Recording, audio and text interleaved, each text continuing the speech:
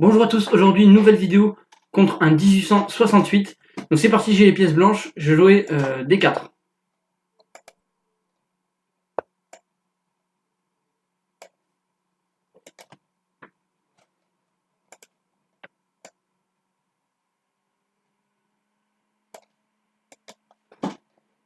Donc je joue cavalier F6, je vais jouer C4 pour contrôler la case D5. E6, il vient tenter de pousser le D5. Ou alors il vient ouvrir la voie pour son fou pour qu'il vienne lutter pour la case E4. Il joue D5. On retranspose dans un gambit-dame refusé et je vais jouer la ligne que je connais, fou G5. On vient mettre de la pression sur le cavalier qui vient défendre D5, simplement.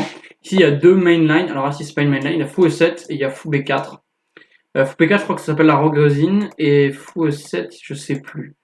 Ah si, c'est clairement pas un coup principal, alors l'idée c'est de prendre en C4 et de pouvoir menacer de jouer B5.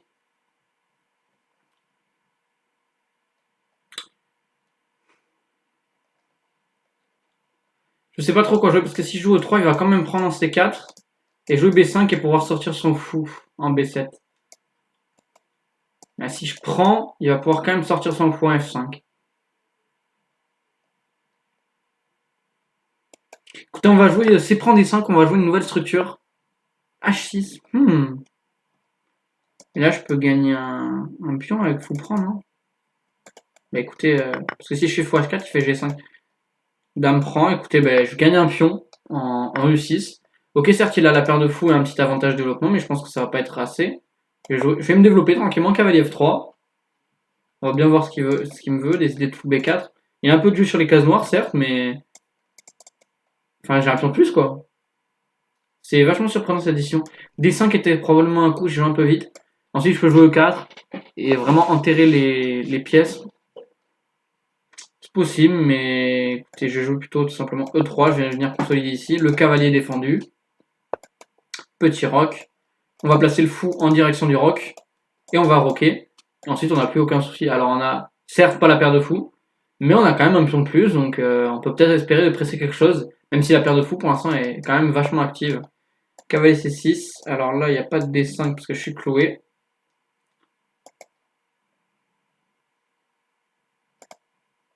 Je vais roquer, je regarde un petit peu les menaces. Cavalier C6, c'est bizarre parce qu'il pouvait jouer C5. Ok, il prend C3, je reprends. Et donc, là, il m'a donné son seul atout. Toujours mon pion de plus. Alors, certes, j'ai une faiblesse un petit peu en A2, mais je vais pouvoir tranquillement venir taper la faiblesse en B7. Tour D8, alors il met un petit vis-à-vis désagréable sur la dame. Alors, où est-ce que je place ma dame? On va dire dame E2, pour essayer de pousser en E4, ça a l'air vraiment très intéressant. Et là, je vais lier les tours tranquillement. Les principes, j'ai roqué, j'ai mis mes pions au centre, et ensuite je lis les tours et je vais placer sûrement ma tour colonne B, et ensuite la tour F, je sais pas trop.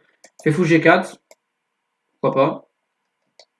S'il vient me prendre ici, j'ai un fou contre un cavalier qui est en plus mal placé, une structure de pion central mobile, c'est-à-dire que je vais pouvoir jouer C4 et contrôler énormément d'espace centre, même peut-être E4 et contrôler vraiment toutes les cases du centre, comme ça. Donc je vais lui poser la question par H3 justement. Est-ce qu'il veut prendre ou pas? Et sinon je peux peut-être éventuellement jouer un G4, même si ça me paraît quand même risqué dans ce genre de position, fou H5.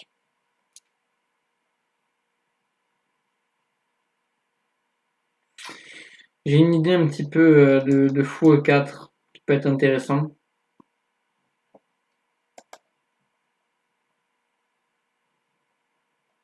Non, je peux aussi jouer E4 pour essayer de pousser E5 et d'encore plus enterrer les pièces. Je vais activer, donc vous voyez, j'ai une majorité au centre, donc je vais commencer à l'activer.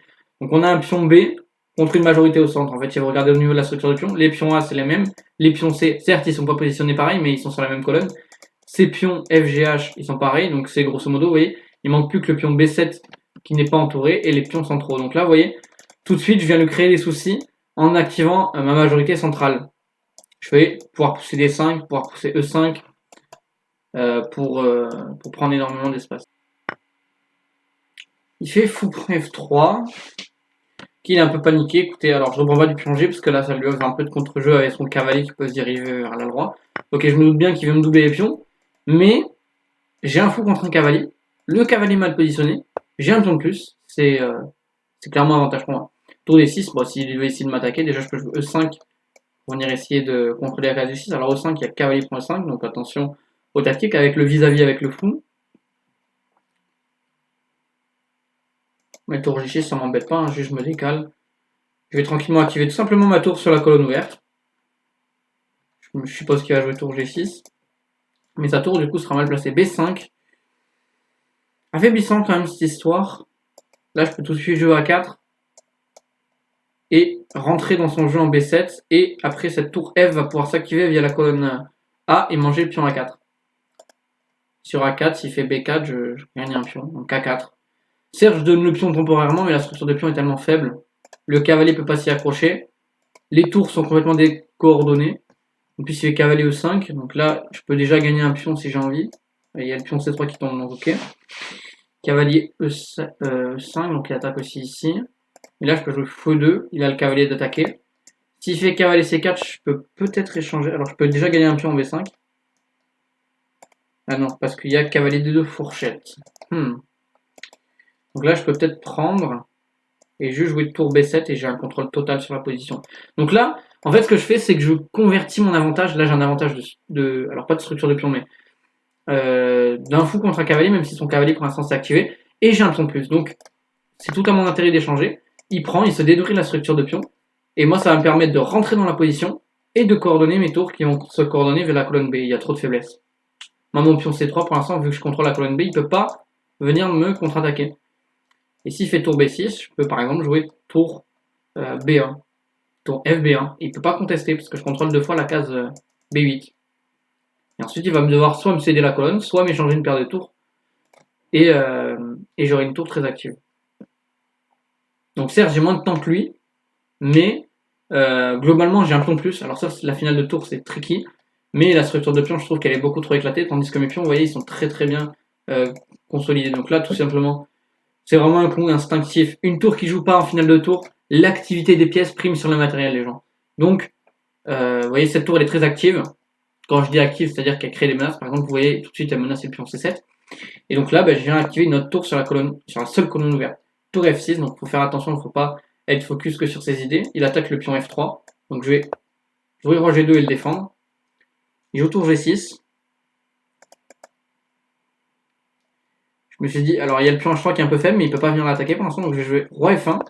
Et s'il refait la même idée, je joue roi E2, et il n'y a plus d'échec du coup. Alors il peut peut-être venir essayer de grappiller un pion à H3, mais je pense que j'aurai le temps clairement de m'activer. Par exemple, je pourrais me venir manger le pion A6 en même temps. Il joue tour G5, je comprends pas trop l'idée de ce coup. Il veut faire tour H5 peut-être? Ouais, ça doit être ça sûrement. Alors je peux jouer tour B8, mais échanger les tours. Ma tour est active, mais je pense qu'il faut que je garde les deux tours. Donc je vais plutôt jouer tour A7 pour venir manger le pion. S'il vient manger le pion là, je pense que mon pion A4, vu qu'il est un peu plus avancé, c'est-à-dire qu'il est en quatrième rangée, lui il est en sixième.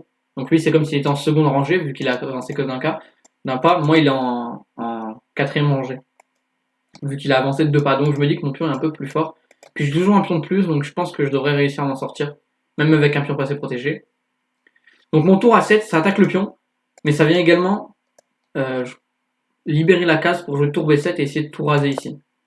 J'ai tour H5. Alors là, je peux manger le pion, mais il va me manger là, donc c'est pas trop ce que je voulais. Alors s'il fait ça, échec, je bouge. Il revient là, je reviens là, échec. Ça va être embêtant quand même, cette histoire. Et surtout qu'après, il peut jouer A5.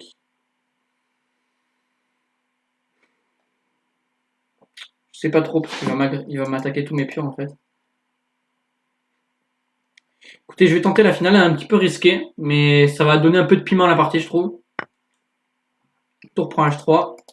Là, je peux faire roi G2. Et je pense que je vais encore me prendre des échecs comme ça.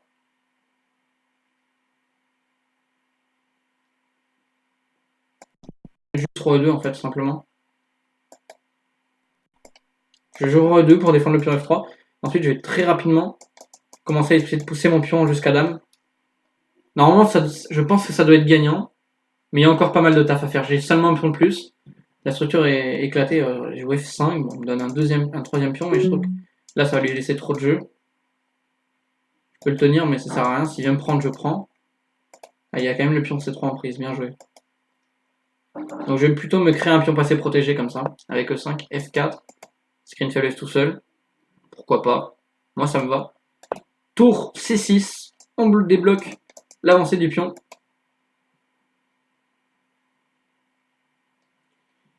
Alors, comment est-ce qu'il peut jouer? Tour H2, il vient trouver ici, G5, il envoie sa majorité, mais c'est le pion H qui doit envoyer, c'est pas lui. Bon, je vais pas manger le pion C4, j'en ai rien à faire, il faut que j'avance mon pion. Je fais G4. Je prends. Il prend C3, certes, mais ce pion, je trouve qu'il est pas dangereux du tout. Je vais pousser le pion A6. Je suis pas trop sûr de ce que je fais, mais j'ai l'impression que je dois être gagnant encore. J'ai enlevé son pion passé. Certes, il a un pion passé, mais il est vachement faible. Le mien, il peut être aussi faible. Je sais pas trop quoi en penser ici. Si je prends, ça doit toujours être gagnant, mais ça lui facilite la défense. Je joue tour ici pour essayer d'activer mes tours colonnes sur la rangée, sur la 7ème rangée. J'ai 17 secondes, je suis en Z Note, donc les commentaires s'accélèrent un peu. Et là, je peux manger au pire 2 pions, pion C4, puis le pion C7. Le temps qu'il va manger le pion ici. F3, roi ici. Je joue tour ici. Et je joue roi E3, donc...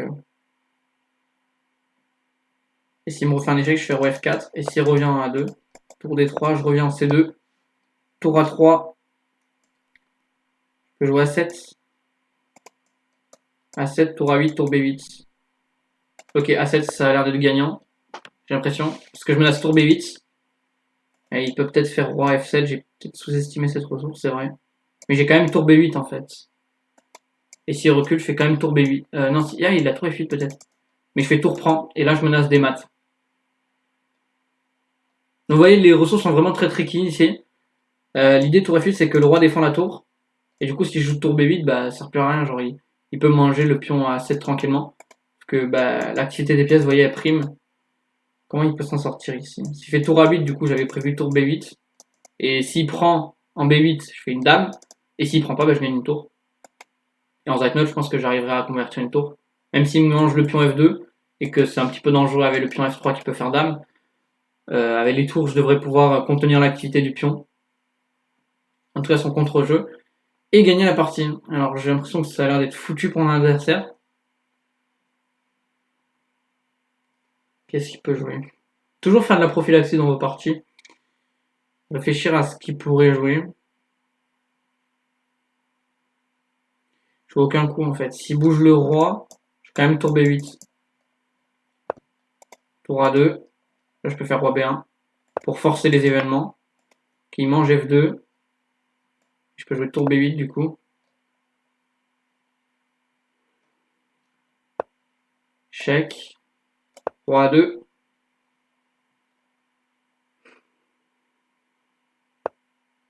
F2, bon, mais là, il me laisse la tour, ok. Chèque.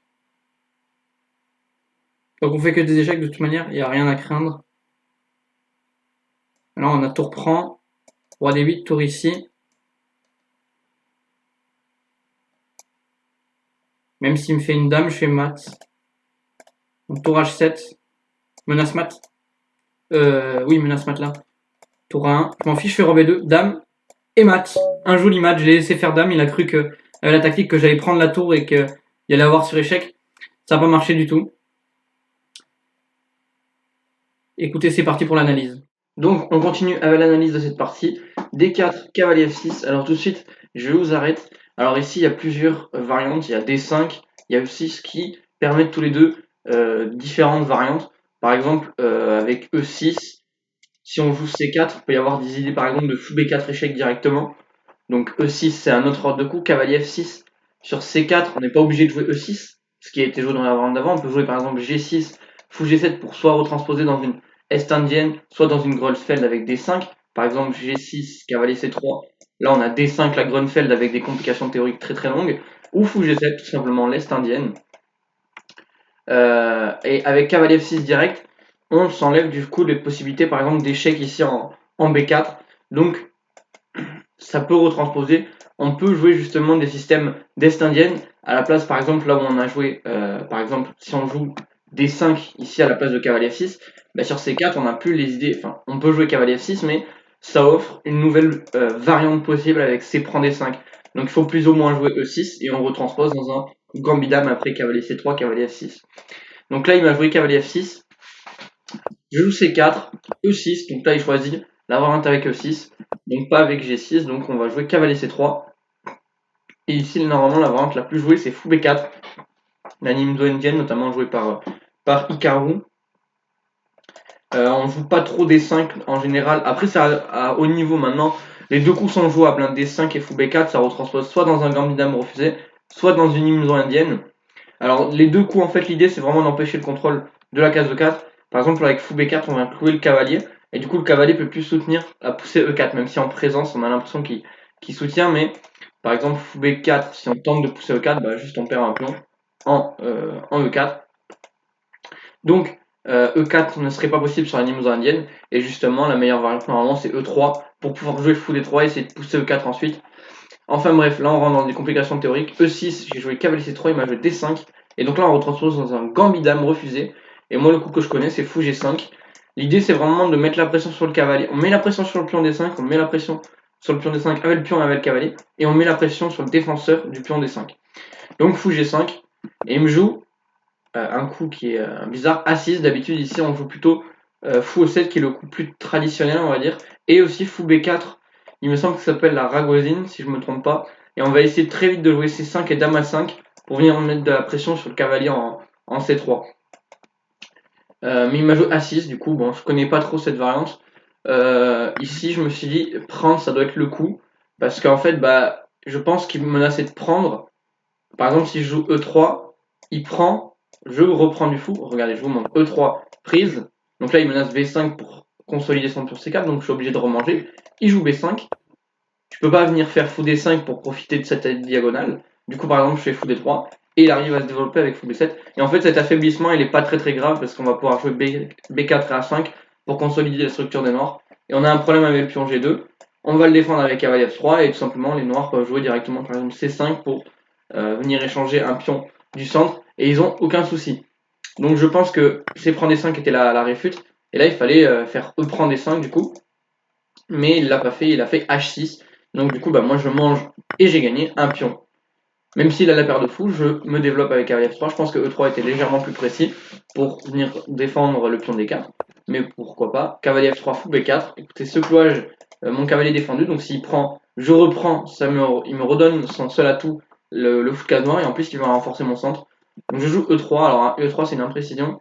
Ici, il fallait plutôt jouer Dame A4. C'est vrai qu'on a l'impression qu'on gagne le fou. Alors ça marche pas puisqu'il y a cavalier C6. Et maintenant E3. Alors, ok, l'ordi dit ça parce que on a des idées après de venir faire fou B5. Mais là, il fait roc. En fait, on a la même position, mais on a développé notre dame et le cavalier est très mal placé en C6 parce que il gêne les poussées C5. Ok, donc dame A4 plus précis.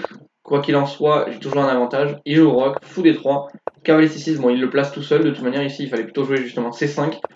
Cavalier C6, du coup, le cavalier dans cette structure de D4, il est jamais bien placé parce que il gêne la poussée C5 ou il gêne la poussée C6 une fois quand on a le pion en D5 d'habitude. Il gêne la poussée C6 pour venir consolider le centre. Petit roc. Bon, là, il me donne du coup le fou. Et bah, je suis très content. Moi, je suis à plus de 3, je suis gagnant. Tour D8. Dame 2, j'enlève le vis-à-vis. Fou G4, il vient me clouer. H3, fou H5. Et ici, je joue E4 qui est une erreur. C'est la seule erreur de la partie. S'il fallait que je joue fou E4 pour venir défendre ici et contre-attaquer aussi sur la diagonale, j'ai préféré jouer E4, je me suis dit E5 c'est vraiment très intéressant. Mais ici du coup il me fait fou prend F3, on échange les dames. Et apparemment cette position, il peut la tenir, mais je me suis dit qu'avec des pions comme ça aussi forts, en fait il a raison l'ordinateur, parce que ces pions sont un petit peu faibles, ce pion H3 est faible. Donc si mon roi veut s'activer, il va devoir lâcher le pion H3. Et c'est pas ce que j'ai envie de faire. Je me suis dit qu'avec cette majorité centrale, j'allais lui rouler dessus très rapidement. C'est faux, c'est plus gagnant maintenant. Là, je suis toujours mieux, mais c'est plus gagnant. Il joue tour D6. Il fallait plutôt jouer cavalier E5. En profiter, je peux pas prendre parce que là sinon mes pions sont trop moches et la tour s'active. Il attaque deux pions à la fois. Du coup, je dois faire fou et 2 pour défendre ici. Et il fait cavalier G6 et là le cavalier tout de suite il tape sur des cases noires très faible, justement, affaibli par la présence du pion G sur cavalier G6. Avant l'échange de dames, là, on aurait pu jouer G3 et contrôler les cases, mais vu que maintenant on a pris en F3, c'est plus possible. Donc ça, c'était la réfutation. J'ai préféré jouer tour B1, il joue B5, il s'affaiblit.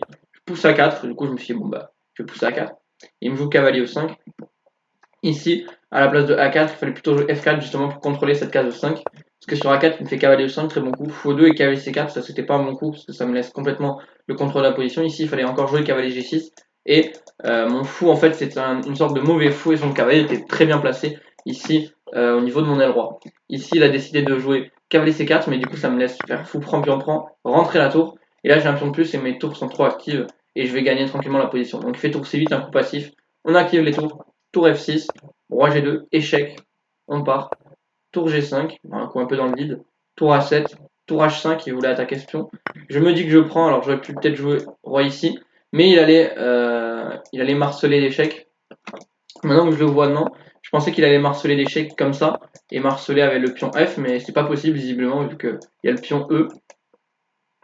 Là, il aurait peut-être joué C5 justement pour essayer de se libérer. Là. Donc j'aurais peut-être dû jouer roi G2, mais quoi qu'il en soit, j'ai pris en A6. Je me suis dit, prend H3.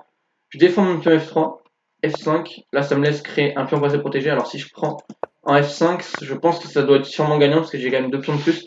Mais je me trouve que ces faiblesses là, ça peut aider potentiellement à donner du contre-jeu au roi noir. Parce que j'avais envie de jouer, du coup je pousse le 5. F4, bon c'est un pion, il est un peu faible, certes ça restreint l'espace, c'est vrai.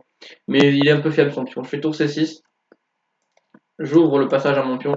J5, A5, j'avance, G4. Là, il me laisse échanger. Et je m'en fiche, mais même s'il vient manger le pion C3, les deux tours sont là pour l'arrêter. Le roi est là pour arrêter le pion passé. Il fallait plutôt préparer avec un H5, G4 pour essayer de me faire un peu plus peur. Là, ça m'aide. A6, tour A3, il passe bien la tour, mais je fais tour B7. Je vais pouvoir manger ici. F3 échec, roi D2, tour D3 échec. Je me cache. Tour A3, A7. Et là, je me lance des tours B8. Il ne peut pas s'en sortir comme on a vu. Il fait un échec. Je fais roi B1, le plus simple. Il fait tour prend F2. J'ai le temps de faire tour B8. Ici, il fait un échec.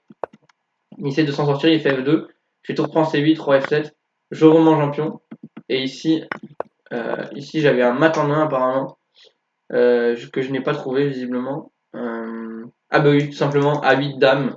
Et je le matais. J'essayais de mater avec les deux tours, tout simplement avec la pression. Il me restait 20 secondes, je l'ai pas vu. J'essaie de jouer tour H7, mais c'est quand même gagnant. Il fait tour A1.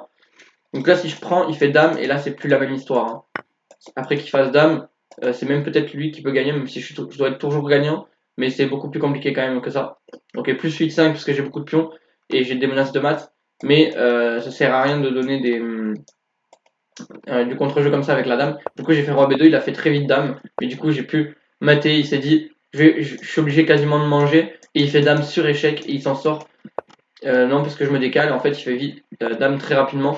Mais du coup, bah, il perd avec tour C8 le mat. Donc j'ai une dame en moins, mais en fait, il se fait mater comme ça, comme un mat du coureur. Donc qu'est-ce que vous pourrez retenir de la partie? Donc au KSC4, le cavalier en fait était plus fort que mon fou, fallait le comprendre dans cette position, dans une position fermée où il y avait les pions un peu qui bloquaient, c'était un espèce de mauvais fou. Là, il faut toujours checker les prises, parce que ça me laisse entrer ma tour, et mes deux tours seront beaucoup plus actives que ces deux tours. Donc l'activité des tours en finale de tour, bah, c'est très important. La structure de pion aussi, ça compte. Après, il faut prendre C4. Et E4, du coup, fallait comprendre qu'il fallait mieux ce fou en l'enterre, en fait. Valait mieux plutôt le mettre en E4. Je me suis dit, c'est un peu bizarre. Il peut se faire attaquer par tour E8, par exemple. Mais en fait, fou E4, c'était extrêmement fort parce que le fou, à la fois défendait l'aile roi et à la fois attaquait sur l'aile dame. Donc, il était vraiment très très fort. Il allait être combiné avec un tour B1 qui allait mettre de la pression sur B7 et mettre de la pression sur B7 et sur le cavalier. Donc, ici, ça aurait été très très fort. Bon, j'ai quand même gagné la partie. J'espère que cette vidéo vous aura plu. N'hésitez pas à lâcher un petit pouce bleu, à vous abonner. À la prochaine.